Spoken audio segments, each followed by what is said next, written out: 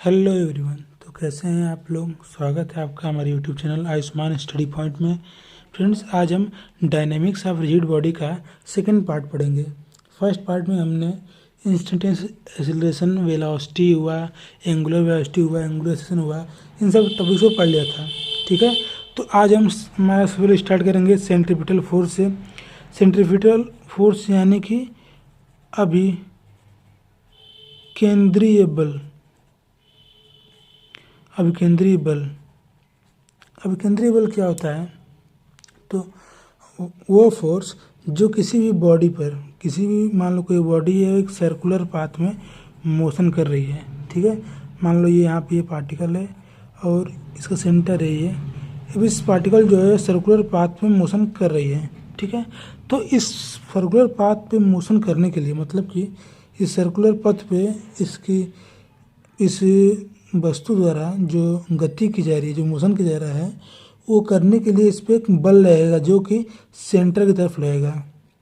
Force F लगेगा जो कि सेंटर की तरफ लगेगा, और उसी फोर्स हम कहते हैं सेंट्रीपिटल फोर्स, यानी कि अभिकेंद्रीय बल।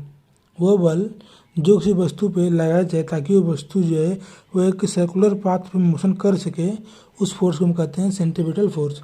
अच्छा, सेंट्रीपिटल फोर्स असल में कोई फोर्स होता नहीं है, ये सभी फोर्सेस का नेट फोर्स सम होता है। मीन्स कि जैसे कि अगर हम देखें तो यहाँ पे एक ऊपर डायरेक्शन फोर्स लगेगा आर, इसके नीचे लगेगा वेट एम जी, ठीक, और इसकी एक वेलोसिटी है वी। ठीक, तो इन सभी फोर्सेस का जो सम होता है वो होता है सेंट्रीपिटल फोर्स।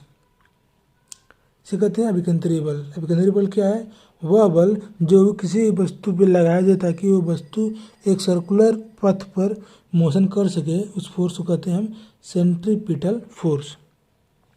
अब अगर बॉडी मोशन कर रही है तो एक्सेलरेशन भी करेगी, तो सेंट्रीपिटल फोर्स लग रहा है, इसी कारण सेंट्रीपिटल एक्सेलरेशन भी प्रोड्यूस होता है। सेंट्रीपिटल एक्सेलरेशन भी प्रोड्यूस होता है। सेंट्रीपिटल एक्सेलरेशन यानी कि अभिकेंद्रीय त्वरण। अभिकेंद्रीय त्वरण, इसको हम AC से डिनोट करते हैं।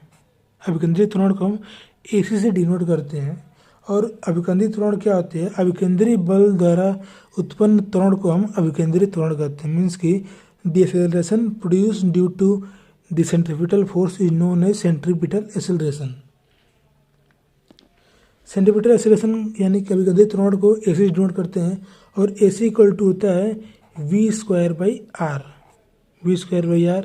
अब V²/R है, मान लें कि ये जो बॉडी है ये V वेलोसिटी से मोशन कर रही है, और इसका जो पोजीशन वेक्टर है सेंटर से वो है R से पोजीशन वेक्टर सेंटर से, इसका जो पोजीशन वेक्टर है वो R है। तो जो हमारा सेंट्रीपिटल एक्सेलरेशन हुआ, यानी कि अभिकेंद्रीय त्वरण हुआ, वो बराबर होगा उसके वेलोसिटी यानी कि वेग के स्क्वायर डिवाइड बाई उसके पोजीशन वेक्टर या फिर उसके सेंटर से डिस्टेंस के, मतलब कि velocity square divide by distance from the centre to the particle. उस वस्तु का उस अंदर सेंटर से जितनी दूरी होगी वो, और उसका जो वेलोसिटी होगा v, उसका स्क्वायर अपान में उसकी जो दूरी है सेंटर से r। ये होता है AC, हो गया हमारा सेंट्रीपिटल एक्सेलरेशन यानी कि अभिकेंद्रीय त्वरण। अब अभिकेंद्रीय बल की उपयोगिता क्या है? अभिकेंद्रीय बल की उपयोगिता यानी कि practical applications of centripetal force। अभिकेंद्रीय बलों की उपयोगिता। तब उपयोगिता की बात करें हम तो जैसे कि अगर आपने देखा होगा रोलर कोस्टर जैसे कि आपने देखा होगा कि वो आदमी बैठे रहते हैं, जैसे पतली सी सीढ़ी रहती है, कभी ऊपर जाती है, कभी नीचे आती है, बहुत ज़्यादा, फिर ऊपर जाती है, फिर नीचे आती है, फिर सर्कल में घूम जाती है। रोलर कोस्टर आपने देखा होगा, अगर नहीं देखा है तो कभी देखेंगे, यूट्यूब पर सर्च कर लीजिए, फिर गूगल पर सर्च कर लीजिएगा, आपको रोलर कोस्टर दिख देगा। ठीक है, तो जब रोलर कोस्टर जब मोशन करता है, सर्कल मोशन करता है, तो वहाँ पर सेंट्रीपिटल फोर्स जो है वो एक्ट करता है। ठीक है, मीन्स कि लूप ऑफ रोलर कोस्टर। अच्छा, आपने रोलर कोस्टर ना दिखा हो, चलिए कोई बात नहीं, आप पृथ्वी के बारे में पढ़े हैं, प्लैनेट्स ग्रहों के बारे में पढ़े हैं, आपको पता है कि जो प्लैनेट है वो अपने अक्ष के अराउंड चक्कर लगाता है। प्लैनेट जो है अक्ष के अराउंड चक्कर, मतलब कि अगर हम देखा जाए तो कुछ पृथ्वी की बात करें तो मान लें कि अगर ये है सन हमारा, तो इस सन के चारों तरफ कुछ पृथ्वी चक्कर लगाती है एक वृत्ताकार पथ पे। ये अर्थ है हमारी, ये चक्कर लगा रही है, ठीक है। तो ये चक्कर जो लगा रही थी यहाँ पे भी सेंट्रीपिटल फोर्स यानी कि अभिकेंद्रीय बल कार्य कर रहा है। तीसरा एग्जाम्पल आप देख लो, देख लें ड्राइविंग ऑन कर्व्स। अगर आप किसी भी मोड़ पे जब आप टर्न लेते हैं तो वहाँ पे भी अभिकेंद्रीय बल लगता है, ठीक। या फिर अगर आप देखे होंगे कि जब आप टर्न लेते हैं तो वहाँ पे जो रोड्स होते हैं, रोड बने होते हैं, वो बैंक्ड होते हैं। बैंक्ड रोड मतलब कि जैसे कि मान लीजिए अगर कुछ ऐसा रोड है, कुछ ऐसा घुमावदार रोड है, तो जो इधर का जो सिरा होगा ये हल्का सा उठा हुआ होगा और इस साइड का जो सड़क होगी वो हल्की सी नीचे होगी। इसी को कहते हैं बैंक्ड रोड, मतलब कि हल्का से कुछ इस तरह में सड़क रहती है, ठीक है। तो इसको कहते हैं बैंक रोड। यहाँ पे भी अभिकेंद्रीय बल कार्य करता है, ठीक है। अच्छा, अगर आपने वॉशिंग मशीन देखा होगा तो जो वॉशिंग मशीन देखा है, वॉशिंग मशीन जब कपड़ा धुलता है तो उसमें अंदर जो होता है इस जो बनी होती है, कपड़ा गोल गोल गोल घूमता है, वहाँ पे भी ये अभिकेंद्रीय बल कार्य करता है, ठीक। या फिर अगर आप एक और एग्जाम्पल देखना चाहो तो एक काम करो, आप एक बाल्टी ले लो और बाल्टी में थोड़ा सा पानी ले लो, ठीक है। ये थोड़ा सा पानी हो गया, ठीक। अब इसे खूब तेज़ी से चक्कर लगाओ, इस पानी को खूब तेज़ी से बाल्टी को घुमाओ पानी के साथ। आप देखोगे कि पानी नहीं गिरेगा, क्यों? क्योंकि यहाँ पे अंदर की तरफ जो है वो अभिकेंद्रीय बल कार्य करता है, अंदर की तरफ अभिकेंद्रीय बल लगता है, जिसके कारण ये जो बाल्टी से पानी है वो बाहर नहीं गिरता है। तो ये कुछ हो गया अभिकेंद्रीय बल की उपयोगिता। तो हमने अभिकेंद्रीय बल समझ लिया, अभिकेंद्रीय त्वरण समझ लिया। अब हम अपकेंद्रीय बल समझते हैं, सेंट्रीफ्यूगल फोर्स क्या होता है।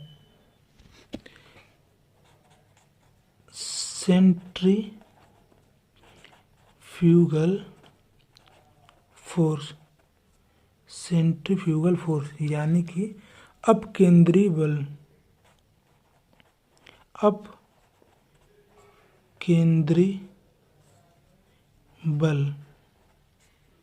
अब अपकेंद्रीय बल क्या होता है, इसको समझने के लिए हम एक एग्जांपल लेते हैं। मान लीजिए कोई एक बड़ा सा बॉक्स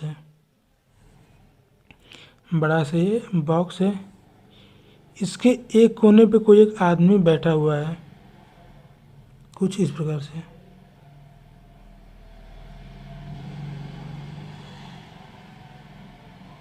ठीक है। और इसके दूसरे कोने पे एक बॉक्स रखा हुआ है, ये एक्सिस ऑफ रोटेशन है, मतलब कि ये अक्ष है जिसके अराउंड ये जो बॉक्स है वो चारों तरफ मोशन कर रहा है, मतलब घूर्णन गति कर रहा है, ठीक है। और मान लें कि इस बॉक्स से इस एक्सिस की दूरी है वो है r, ठीक है। अब अगर आप ये जो बॉक्स है मोशन कर रहा है, इसमें हमको इनर्शिया या फिर आप कह सकते हो कि फ्रेम ऑफ इनर्शिया, मतलब कि कहाँ से हम देखते हैं। अगर इसको हम बाहर से देखेंगे, अगर इस बॉक्स से देखेंगे बाहर देखेंगे, तो आप कहोगे क्या कि ये आदमी जो है ये भी चक्कर काट रहा है, ये भी रोटेशन मोशन कर रहा है, ठीक है। और ये बॉक्स है, ये भी रोटेशन मोशन कर रहा है। ये आदमी मोशन कर रहा है, ये बॉक्स मोशन कर रहा है। मीन्स कि अगर हम कहें कि इस बॉक्स पे कौन कौन सा फोर्स लग रहा है, तो इस बॉक्स पे फोर्स कौन कौन सा लगेगा। देखो, एक तो ये बॉक्स है, एक से नीचे फोर्स लगेगा mg, जो कि इसके वेट के कारण लगेगा। ऊपर फोर्स लगेगा n, जो कि रिएक्शन फोर्स होगा। और तीसरा फोर्स लगेगा वो होगा फोर्स F, जो कि सेंटर एक्सिस के अलाउंग लगेगा, इस जो एक्सिस सेंटर है इसके तरफ लगेगा, ठीक। ये तब है जब हम बाहर से देख रहे हैं कि बाहर से ये जो बॉडी है वो रोटेट कर रही है। अब अगर हम अंदर से देखें, मतलब कि ये आदमी देखे, तो ये आदमी भी घूम रहा है, ये बॉक्स भी घूम रहा है, ये पूरा बॉक्स घूम रहा है, ठीक है। तो इस आदमी के कारण अगर इस आदमी की हम नज़र से देखें तो ये बॉक्स है, ये रुका हुआ है, इस आदमी की तरफ देखें तो ये बॉक्स रुका हुआ है, लेकिन हमने तो देखा कि भैया इसमें ये बॉक्स घूम रहा है, इस पर एक नॉर्मल फोर्स लग रहा है, एक mg लग रहा है, एक फोर्स अंदर की तरफ लग रहा है। इसका मतलब ये होता है कि कोई ना कोई एक ऐसा फोर्स हो जो कि इसके बाहर की तरफ लगेगा, जो इस फोर्स को क्रॉस कर रहा है, इस फोर्स को कैंसिल कर रहा है। मीन्स कि ये रिएक्शन फोर्स वेट कैंसिल कर दे रहा है। उसी तरह जो इधर अंदर की तरफ फोर्स लग रहा है एफ, उसको कोई ना कोई फोर्स कैंसिल कर रहा है, कोई ना कोई फोर्स जो कैंसिल कर रहा है, और उस फोर्स को हम कहते हैं स्यूडो फोर्स, स्यूडो फोर्स। और यहाँ पर जो फोर्स एफ लग रहा है इसकी जो वैल्यू होगी, मान लें कि इसका मास एम है, तो एफ इक्वल टू होगा M omega square R. Force F equal to होगा एम ओमेगा, ये इसकी रोटेशनल मोशन है ओमेगा, ठीक है। मास एम इसका मास हो गया, आर इसके डिस्टेंस हो गया, ठीक है। तो जो फोर्स लग रहा है एफ इक्वल टू होगा एम ओमेगा स्क्वायर आर। तो अब हमको भैया कंडीशन यहाँ पे ये आ रही है कि इस आदमी के कंडीशन में अगर हम इस आदमी में देखें हैं तो ये बॉक्स अपनी जगह पे स्थिर है, हिल नहीं रहा है। लेकिन हम जब बाहर देख रहे हैं तो ये मोशन कर रहा है। तो बाहर देखने पे इस पर 3 फोर्स लगा, एम जी, एन और एफ। लेकिन जब हमने अंदर देखा तो ये बॉक्स मोशन नहीं कर रहा है, मतलब कि कहीं ना कहीं इस पर कोई एक और फोर्स लग रहा है बाहर की तरफ, उस फोर्स को हम कहते हैं स्यूडो फोर्स। और जो स्यूडो फोर्स होगा वो इक्वल टू एफ के, मीन्स की जो हमारा स्यूडो फोर्स है, स्यूडो फोर्स वो इक्वलिटी होगा एम ओमेगा स्क्वायर आर के, एम ओमेगा स्क्वायर आर के इक्वल होगा, ठीक है। और इसी स्यूडो फोर्स को जो कि बाहर की तरफ लग रहा है, इसी स्यूडो फोर्स को कहते हैं सेंट्रीफ्यूगल फोर्स, यानी कि अपकेंद्रीय बल, सेंट्रीफ्यूगल फोर्स। इसी स्यूडो फोर्स को कहते हैं सेंट्रीफ्यूगल फोर्स। वह फोर्स जो कि वस्तु के मतलब कि वस्तु सर्कुलेशन कर रही है तो उसको बाहर की तरफ लगता है। ये फोर्स जो है, अगर वस्तु ये सर्कुलर पाथ है, वस्तु रोटेट कर रही है, तो ये जो फोर्स है बाहर की तरफ लगता है, और इसी फोर्स को हम कहते हैं सेंट्रीफ्यूगल फोर्स। तो सेंट्रीफ्यूगल फोर्स अंदर की तरफ लगेगा, सेंट्रीफ्यूगल फोर्स बाहर की तरफ लगेगा। लेकिन आप ये नहीं कहोगे सेंट्रीपिटल फोर्स सेंट्रीफ्यूगल फोर्स का उल्टा है, उल्टा नहीं कर सकते हैं। ले दोनों फोर्स अलग अलग होते हैं। सेंट्रीफ्यूगल फोर्स बाहर की तरफ लगता है, सेंट्रीपिटल फोर्स अंदर की तरफ लगता है, मतलब कि अपकेंद्रीय बल अंदर की तरफ और अपकेंद्रीय बल बाहर की तरफ लगता है। अब इस शिक्षा को और एग्जाम्पल समझो। अभिकेंद्रीय मतलब कि वह बल जो कि केंद्र के सापेक्ष में, मतलब केंद्र की तरफ लगे, और अपकेंद्रीय बल जो कि केंद्र से दूर लगे। जो केंद्र की तरफ लगेगा उसे कहेंगे हम अभिकेंद्रीय बल, यानी कि सेंट्रीपिटल फोर्स। और जो केंद्र से दूर की तरफ लगेगा उसे कहेंगे हम अपकेंद्रीय बल, यानी कि सेंट्रीफ्यूगल फोर्स, ठीक है। तो ये बात होगी सेंट्रीपिटल फोर्स और सेंट्रीफ्यूगल फोर्स की। अब हमारा नेक्स्ट टॉपिक है दृढ़ पिंडों की निश्चित अक्ष के साथ घूर्णन, rotation of rigid body about a fixed line. दृढ़ पिंडों की निश्चित अक्ष के साथ घूर्णन। अब इसका मतलब जैसे कि आपको हेडिंग से पता चल रहा है कि कोई एक दृढ़ पिंड है जो कि एक निश्चित अक्ष के चारों तरफ घूर्णन कर रहा है। मीन्स कि अगर मान लो कि ये एक्सिस ऑफ रोटेशन है, ये अक्ष है, निश्चित अक्ष है, और इस अक्ष के चारों तरफ मान लो ये एक बॉडी है, ये इसे चारों तरफ मोशन कर रही है, तो इस मोशन को हम कहेंगे rotation of rigid body about a fixed line. किसी एक निश्चित अक्ष के साथ दृढ़ पिंडों के घूर्णन, इसे कहते हैं किसी निश्चित अक्ष के साथ में दृढ़ पिंडों का घूर्णन। ये मान लो कि ओमेगा वेलोसिटी, एंगुलर वेलोसिटी कोणीय वेग से घूम रही है, ठीक। अब अच्छा में आपसे कोई पूछे कि घूर्णन गति क्या होती है। घूर्णन गति क्या होती है, यानी कि रोटेशनल मोशन क्या होता है। रोटेशनल मोशन यानी कि घूर्णन गति। तो घूर्णन गति क्या होती है, मान लीजिए कि ये एक फिक्स एक्सिस है,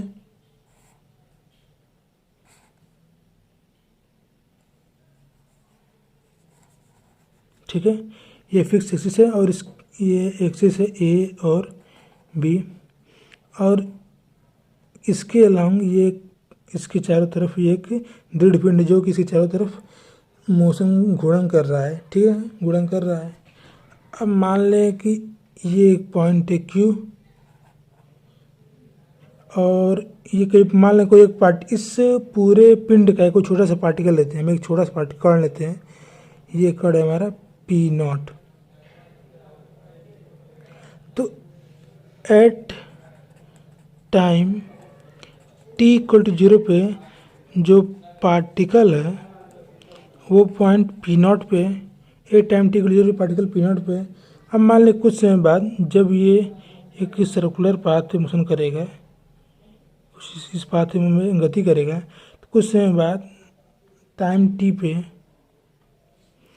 एट टाइम t पार्टिकल जो है वो पॉइंट P पे पहुंच गया, कुछ यहाँ पे, और जो इसकी कोणीय स्थिति है यानी कि एंगुलर पोजीशन है, जो इसका एंगुलर पोजीशन है कोणीय स्थिति, वो हो गया थीटा।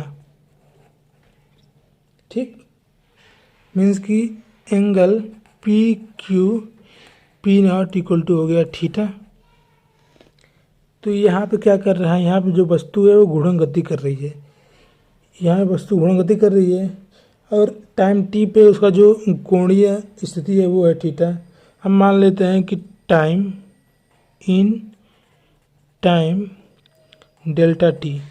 डेल्टा टी टाइम में उसमें जो परिवर्तित कोणीय स्थिति है, एंगुलर पोजीशन जो उसका है, जो उसमें चेंज हुआ एंगुलर पोजीशन में, वो है डेल्टा थीटा।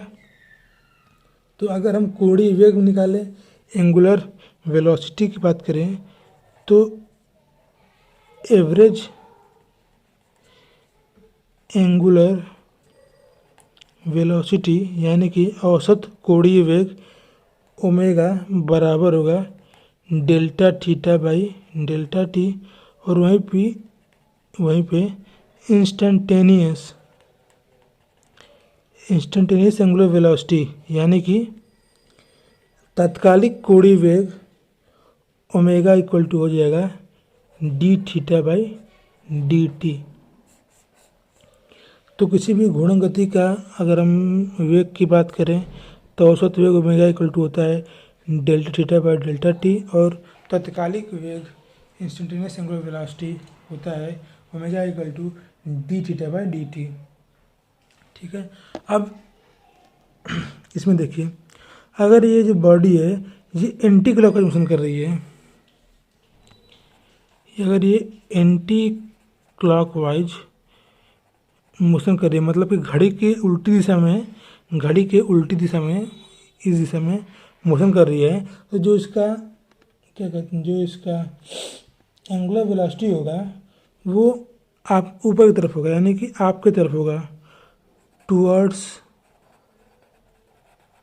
द व्यूअर, आप जो देखने वाला है उसके तरफ होगा। अगर ये जो वस्तु है ये एंटी क्लॉकवाइज घड़ी की उल्टी दिशा में मोशन कर रही है, तो जो इसका वेलोसिटी होगा, वेग होगा, वो देखने वाले के सापेक्ष में, देखने वाले की तरफ होगा। ठीक है, टुवर्ड्स द, या फिर इसको आप अपवर्ड भी बोल सकते हैं, अपवर्ड। ठीक, और अगर ये क्लॉकवाइज मोशन कर रही है, यानी कि घड़ी सीधे दिशा मोशन कर रही है, तो ये देखने वाले व्यक्ति से दूर की तरफ होगी, मतलब अवे फ्रॉम व्यूअर, या फिर इसको आप कह सकते हैं डाउनवर्ड, नीचे की तरफ। ठीक, तो ये हो गया घूर्णन गति के बारे में। अब हम टॉर्क पढ़ेंगे कि अगर इसी में जो टॉर्क उत्पन्न हो रहा है किसी पार्टिकल पी पे, वो टॉर्क से हम फाइंड करें, उसको हम पढ़ेंगे। Torque of force about the axis of rotation, अक्ष की घूर्ण में लगे बल का टॉर्क। अब टॉर्क समझते हैं कि टॉर्क कैसे प्रोड्यूस होगा, टॉर्क क्या होगा। मान लो कोई एक पार्टिकल है, पार्टिकल पी, इस पर लग रहा है फोर्स एफ, और किसी ओरिजिन ओ के अलाउंग जिसका पोजीशन वेक्टर है वो है वेक्टर आर। पोजीशन वेक्टर यानी कि स्थिति वेक्टर है वो वेक्टर आर है, इस पर बल लग रहा है एफ का।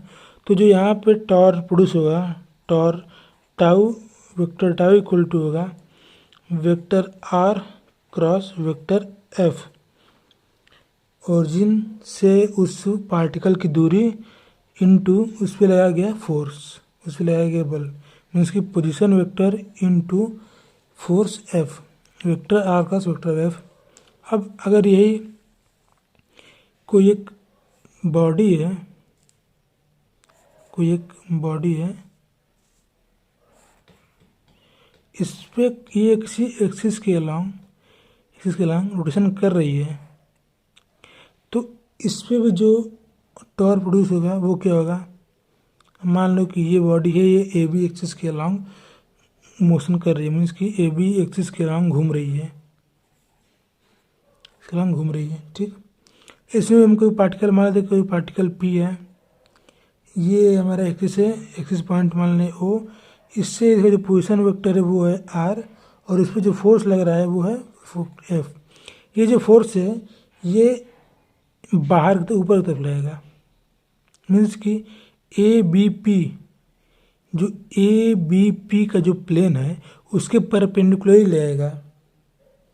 आप समझो, जैसे कि मान लो ये एक्सिस है, ठीक है, और इस एक्सिस के चारों तरफ ये बॉडी रोटेट करे, ठीक है, तो जो फोर्स लगेगा इसका जो प्लेन है, ये फोर्स लगेगा इसके परपेंडिकुलर लगेगा, इसके परपेंडिकुलर लग रहा है, ठीक है, इस एक्सिस के परपेंडिकुलर फोर्स लग रहा है कहीं ना कहीं, ठीक। तो इस कंडीशन में जो इसका टॉर होगा वो टॉर टाउ इक्वल टू हो जाएगा vector are cross vector F, ठीक। अब मान लो कि जो ओ पी है वो ए बी के साथ एंगल में आ रहा है थीटा, तो उस कंडीशन में टाउ इक्वल टू हो जाएगा vector are cross vector F का magnitude into cos theta, tau equal to vector are cross vector magnitude into cos theta. अच्छा, जरूरी नहीं है कि आप जो पॉइंट है वो ओ को मान लो अगर हम ओ डैश ले लेते हैं, ओ डैश कोई पॉइंट लेते हैं, ओ डैश, अब ओ डैश के अलोंग जो टॉर्क होगा, टॉर्क अलोंग ओ डैश वो हो जाएगा O1 P vector cross O P cross vector F, ठीक है। तो हम O1 P vector cross vector को लिख सकते हैं O1 O vector plus O P vector into F vector. हमने O1 पी को O1 ओ वेक्टर और ओ पी वेक्टर में डिवाइड कर दिया, तो ये हो जाएगा O1 dash vector into F vector plus O P vector into F vector, ठीक है। अब जो O1 डैश एफ वेक्टर होगा वो परपेंडिकुलर होगा O1 डैश O1 के, तो O1 dash O into F vector की वैल्यू 0 हो जाएगी, तो फाइनली हमको टाउ इक्वल टू मिल जाएगा O P vector cross F vector. इसका मतलब क्या हुआ, इसका मतलब ये हुआ कि आप इस पूरे एक्सिस पे कहीं पे भी आप सेंटर को मान सकते हो, टॉर्क की वैल्यू जो होगी वो हर पॉइंट पे सेम आएगी। O1 डैश O1 भी सेम आई, ओ पे भी सेम आई, मीन्स कि हर पॉइंट भी टॉर्क की वैल्यू होगी वो सेम आएगी। अब टॉर्क के कुछ केसेस हैं कि फोर्स कहाँ कहाँ एक्ट करेगा, तो क्या केस बनेंगे वो देख लेते हैं। तो इसमें केस फर्स्ट क्या है, केस फर्स्ट है vector F parallel to A B, मतलब जो फोर्स एफ है वो ए बी के पैरेलल लग रहा है, ठीक। ये हमारा डायग्राम था,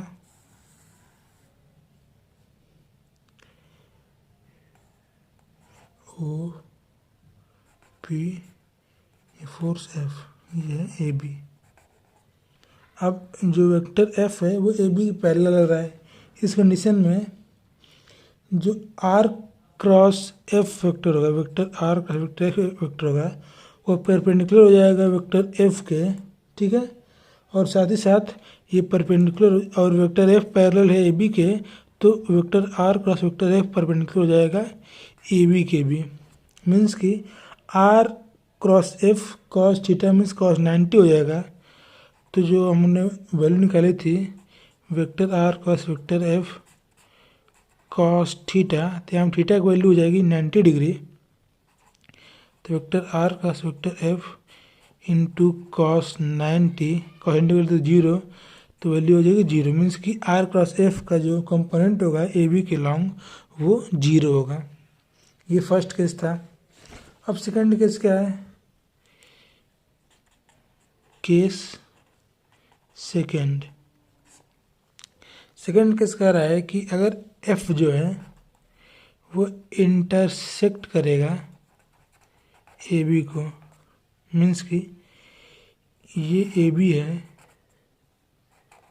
ये पार्टिकल है पी, पोजीशन वेक्टर आर हो, अब एफ जो है ए बी को इंटरसेक्ट करेगा, मीन्स कि एफ जो है कुछ पैरेलल रहेगा, ये फोर्स एफ लगेगा। अब एफ ए बी को इंटरसेक्ट कर रहा है, मीन्स कि जो एफ है और जो आर है ये एक स्ट्रेट लाइन में है, ठीक है। एफ और स्ट्रेट लाइन में है, R equal to vector I equal to O P vector हम लिख देते हैं जो कि आर है, ठीक है। तो एफ और आर दोनों एक सेम लाइन में है, तो जो टॉर प्रोड्यूस होगा tau equal to vector are cross vector F, इसकी वैल्यू जो होगी जीरो हो जाएगी। यहाँ पे आर क्रॉस एफ का जो कंपोनेंट है अलॉन्ग ए बी के तरफ मतलब अगर हम आर क्रॉस एफ को मतलब कि आर क्रॉस एफ कुछ इधर ऊपर की तरफ आएगा, ठीक है।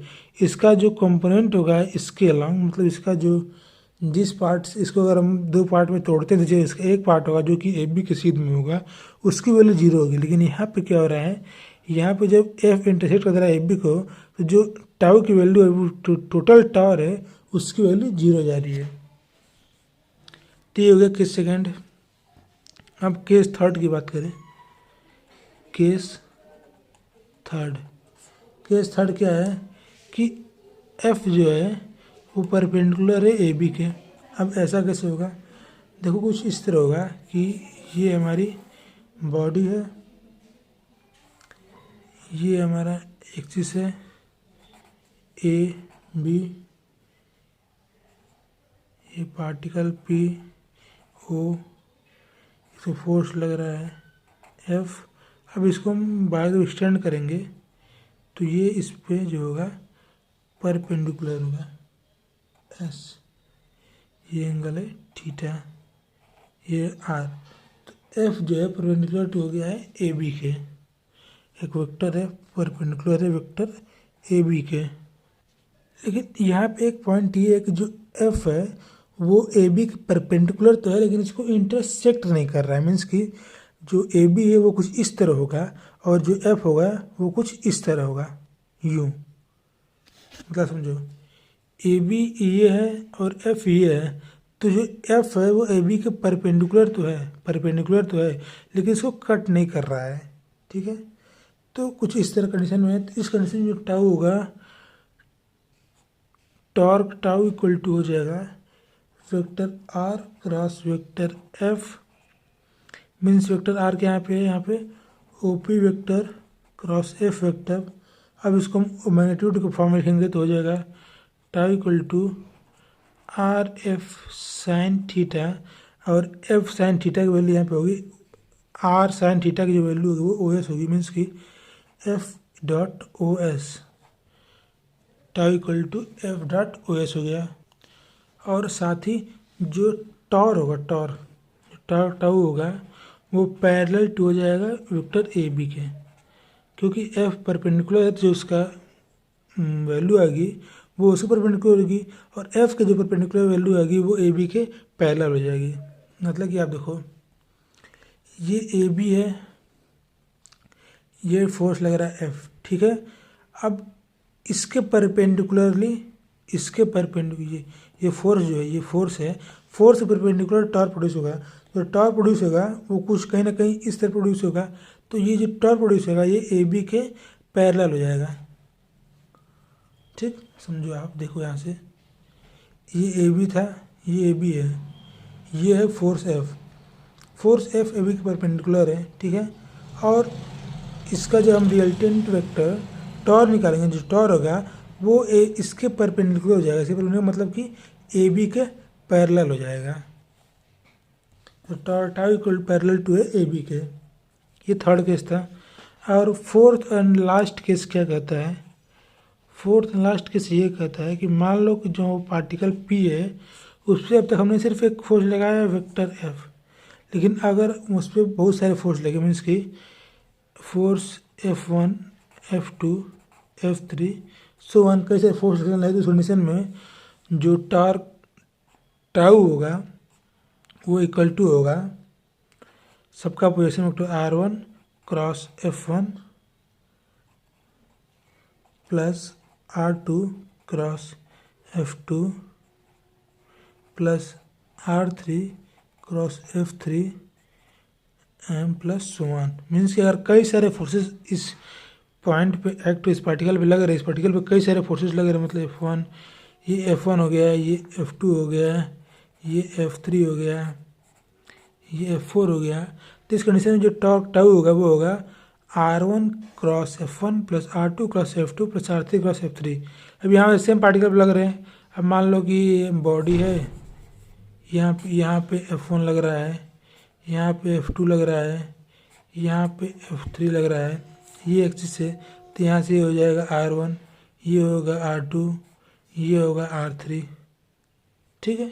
तो जो टाउ टाउ होगा वो सभी का मतलब कि रिजल्टेंट टाउ इक्वल टू हम लिख सकते हैं tau 1 vector plus tau 2 vector plus tau 3 vector plus 1। Means कि सबका अलग अलग टॉर्क प्रोड्यूस, जो टॉर्क प्रोड्यूस हो रहा है बल के कारण, जो टॉर्क प्रोड्यूस हो रहा है वो सबका टॉर्क अलग अलग निकाल के उन सबको हम ऐड कर देंगे, तो जब रिजल्टेंट टॉर्क मतलब कि टोटल टॉर्क है वो हमको मिल जाएगा। तो ये इस तरह से हमने टॉर्क पढ़ लिया, टॉर्क कुछ केसेस पढ़ लिए। अब हम इस वीडियो का लास्ट पॉइंट पढ़ेंगे एंगुलर मोमेंटम, यानी कि कोणीय संवेग। कोणीय संवेग, एंगुलर मोमेंटम यानी कि कोणीय संवेग। कोणीय संवेग क्या होता है? मान लीजिए कि कोई एक पार्टिकल है, ये पार्टिकल P है, ये v वेलोसिटी से मूव कर रहा है और इसका जो पोजीशन वेक्टर है मतलब कि स्थिति वेक्टर है पॉइंट O से, वो है R, ठीक। अब क्या करो, इस वेलोसिटी वेक्टर को इधर की तरफ एक्सटेंड कर दो और इस ऑरिजिन से इस पर एक परपेंडिकुलर ड्रा कर दो। इसको आप R मत मानो, इसको R ना मानो, इस परपेंडिकुलर डिस्टेंस को आप R मान लो जो कि पॉइंट A पे है, और उसके पोजीशन वेक्टर को आप P से मान लो कि वेक्टर P है, ठीक। तो जो हमारा एंगुलर मोमेंटम होगा, angular momentum L equal to होगा वेक्टर P जो लीनियर मोमेंटम है इस पार्टिकल का, इनटू वेक्टर P जो कि पोजीशन वेक्टर है, into linear momentum vector M। Angular momentum vector L equal to होता है product of linear momentum into position vector of the particle. Means कि कोणीय संवेग बराबर होता है कोणीय संवेग बराबर होता है संवेग गुणे स्थिति वेक्टर, संवेग गुणे स्थिति वेक्टर, लीनियर मोमेंटम से कहते हैं संवेग गुणे स्थिति वेक्टर, ठीक है। तो L equal to vector P का वेक्टर P होगा। यहाँ पे मैंने सिर्फ पार्टिकल की बात की है। अगर एक कई सारे पार्टिकल्स में इसके एक सिस्टम बना लें, मतलब कि कोई बॉडी हो उसका हमको लीनियर मोमेंटम निकालना हो, तो इसका linear momentum vector L equal to होगा समेशन I Li। मीन्स कि सभी उसके पार्टिकल्स के लीनियर एंगुलर मोमेंटम का, सभी पार्टिकल्स के एंगुलर मोमेंटम का जो सम होगा वो इक्वल टू टोटल सिस्टम के एंगुलर मोमेंटम के। मीन्स कि सभी पार्टिकल्स के जो कोणीय संवेग होगा उसका जोड़ बराबर होगा पूरे वस्तु के कोणीय संवेग के बराबर। मीन्स कि summation I P I vector cross M I vector. M इसका जो है लीनियर मोमेंटम है और पी इसका पोजीशन वेक्टर है। ठीक, अब यहाँ पे हमको अगर लिखें तो इस फिगर से आपको अगर एंगुलर मोमेंटम लिखना पड़े तो लिखोगे vector L equal to O P vector जो कि पोजीशन वेक्टर है इंटू एम वी जो इसका लीनियर मोमेंटम होगा। तो वेक्टर एल इक्वल टू हो जाएगा M O P vector cross V vector. मान लें कि इनके बीच का एंगल है थीटा, तो O P vector cross V vector हो जाएगा vector L equal to M V O P sine theta. और यहाँ पे ओ पी साइन थीटा की वैल्यू ओ ए के बराबर होगी। मीन्स कि M V into O A. तो हमारा linear momentum L equal to हो जाएगा M V R. Linear momentum L equal to हो गया एम वी आर, जहाँ पे आर इक्वल टू ओ ए बराबर ओ पी साइन थीटा है। और जो आर है वो लाइन ऑफ मोशन से ऑरिजिन का परपेंडिकुलर डिस्टेंस है। मीन्स कि जिस लाइन पे वेलोसिटी मोमेंटम लग रहा है, जिस लाइन पे बॉडी मोशन कर रही है उसका उस सेंटर से के जो परपेंडिकुलर डिस्टेंस है, मीन्स की जो कम से कम दूरी है उसका वैल्यू है आर, उसकी वैल्यू है आर। तो हमारा लीनियर मोमेंटम आ गया L equal to M V R. अब हम पढ़ेंगे कंजर्वेशन ऑफ एंगुलर मोमेंटम, कोणीय संवेग का संरक्षण। Conservation of linear momentum, angular momentum, यहाँ पे गलती हो गया, एंगुलर मोमेंटम कोणीय संवेग का संरक्षण। तो अभी मैंने पढ़ा है कि जो किसी पूरे बॉडी के लिए, सिस्टम के लिए, किसी भी बॉडी के लिए जो एंगुलर मोमेंटम होता है वेक्टर एल इक्वल टू होता है summation i r I cross vector P आई। हमने एम को आर आई लिख दिया है। यहाँ पे मैंने क्या किया है, जो पोजीशन वेक्टर पी था उसको आर से डिनोट कर दिया है और जो मोमेंटम एम था उसको पी से डिनोट कर दिया है। तो वेक्टर आर आई का वेक्टर पी आई। अब इसको हम डिफ्रेंशिएट करते हैं, differentiating with respect to time. तो d D T of vector L equal to हो जाएगा D D T of summation i r I cross P i. ठीक है, समेशन आई की वैल्यू कांस्टेंट बाहर हो जाएगी, समेशन आई बाहर हो गया, D D T of vector are I cross P I plus R I cross D D T of vector P I. D T of vector are I हो जाएगा vector V I summation I vector V I cross P I को लिख सकते हैं हम M vector V I plus R I D T of vector P I equal to हो जाएगा vector F i. ठीक है, तो यहाँ से V I cross M V I plus vector are I cross F I. तो अगर आप देखो तो यहाँ पे V I cross V I, तो V I cross V I की वैल्यू हो जाएगी 0। तो हमको फाइनली मिल जाएगा D D t F vector L equal to summation i r I cross F i. ठीक, मीन्स की summation of total equal force equal to summation vector are I cross vector F i. और vector are I cross vector F i equal to था torque है। Means की d t F vector I equal to होगा total vector torque, means की dl/dt vector equal to tau external, तो हम कह सकते हैं L equal to I omega. Angular momentum L equal to I omega means कि जो लीनियर मोमेंटम है वो कंजर्व है, कोणीय संवेग जो है वो संरक्षित है, संरक्षण है, L equal to I omega. तो ये हो गया हमारा conservation of linear momentum.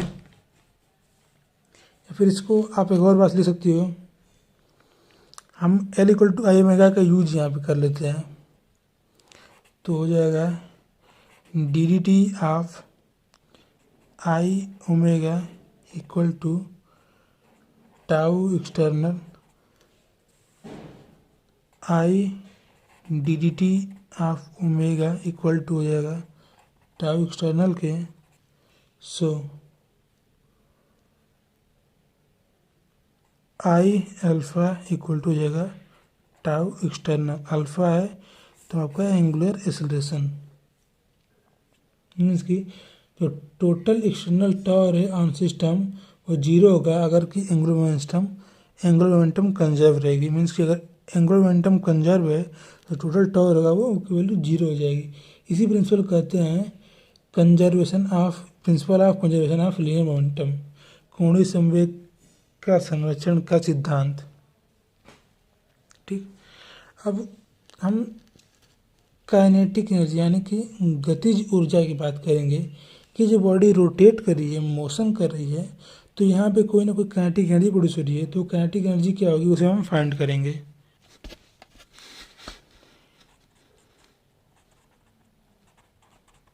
Kinetic energy, गतिज ऊर्जा। अब आप क्या करो, मान लो कि कोई एक बॉडी है वो किसी एक्सिस के अलावा रोटेट कर रही है, एक्सिस के ए बी है, ठीक है। अब इसकी जो रोटेट कर रही है जो वेलोसिटी है, एंगुलर वेलोसिटी, वो है ओमेगा। अब इस पार्टिकल कोई भी आयत पार्टिकल ले लो, मान लो कि कोई पार्टिकल है, आयत पार्टिकल है, ठीक है। इसका जो रेडियस सेंटर से वो है आर आई और इसकी जो लीनियर स्पीड है वी आई वो है V I equal to omega are I के इक्वल, ठीक है। तो जो इसका काइनेटिक एनर्जी होगा, काइनेटिक एनर्जी फॉर्मूला होता है 1/2 mv² मीन्स की 1/2 mi vi² मीन्स की 1/2 mi ओमेगा आर आई का होल स्क्वायर। तो ये तो हो गई एक पार्टिकल की बात। अगर पूरे सिस्टम की काइनेटिक एनर्जी निकालें हम, तो kinetic energy of body equal to हो जाएगा 1/2 summation i m i omega are i square, summation i m i r i omega are i square.